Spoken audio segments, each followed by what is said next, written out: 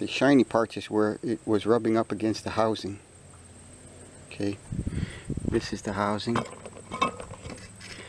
and you can tell there's a shiny part here. Well, it was coming from this. Okay, and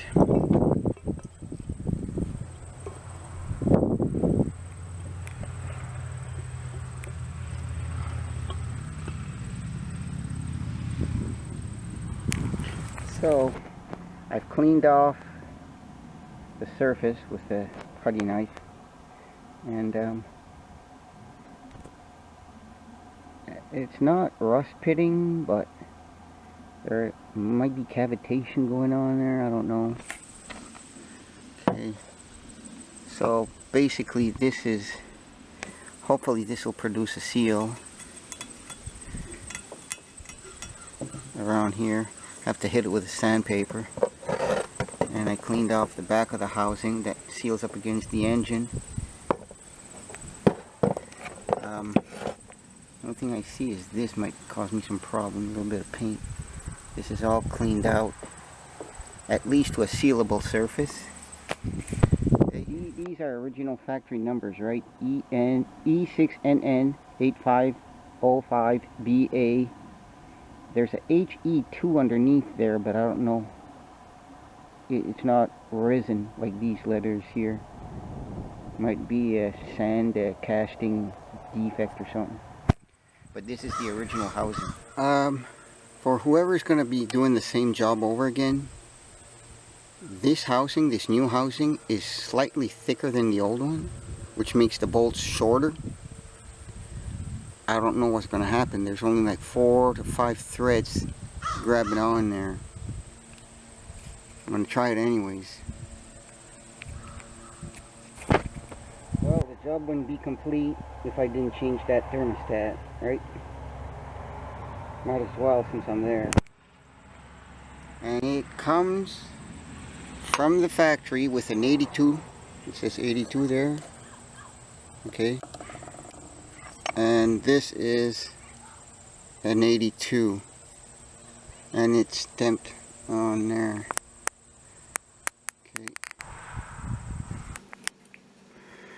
Darndest thing, save this one for last.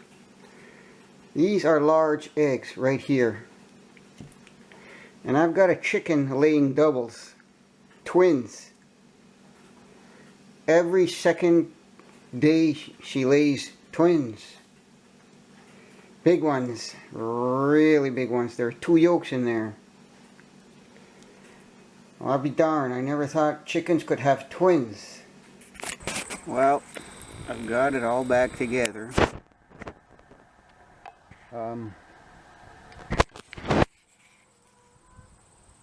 There's the new pump right there behind the tube. Everything's clamped down.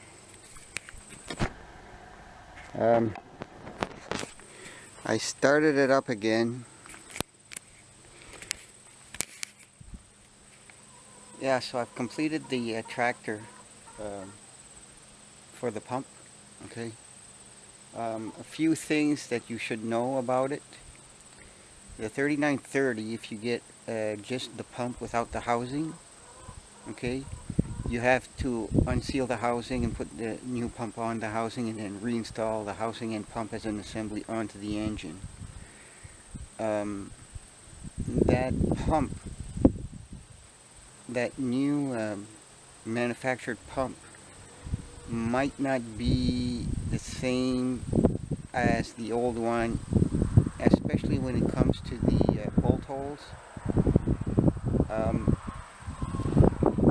For some reason my bolts were 2 or 3 threads shorter than before.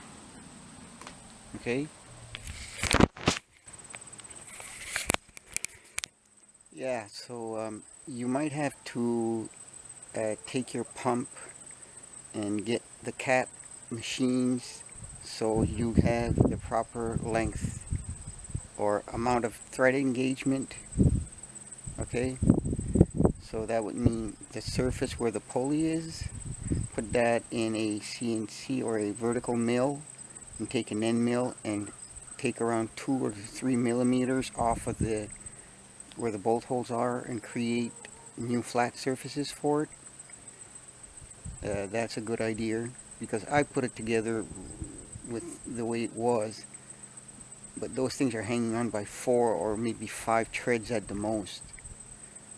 It's probably enough, but it's not like it was from the manufacturer, right, where you had 6 or 7 threads engagement. Okay.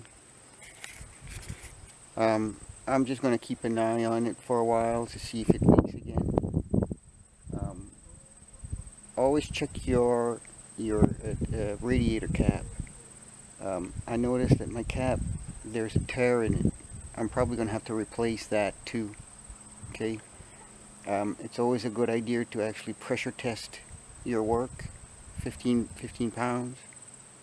Okay, or 10 psi, I think it is. That's what it's rated for. That's what the cap's rated for. So the system should hold 10 psi. Okay. So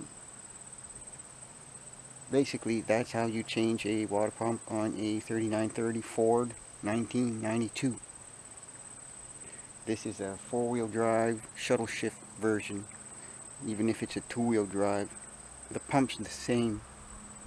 So don't forget to subscribe. If you like my channel, let me know. If something you don't like, let me know anyways. Okay, see you later.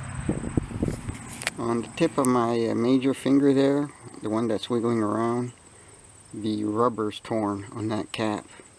So that thing's not going to hold 10 psi. So I'm going to have to replace that cap.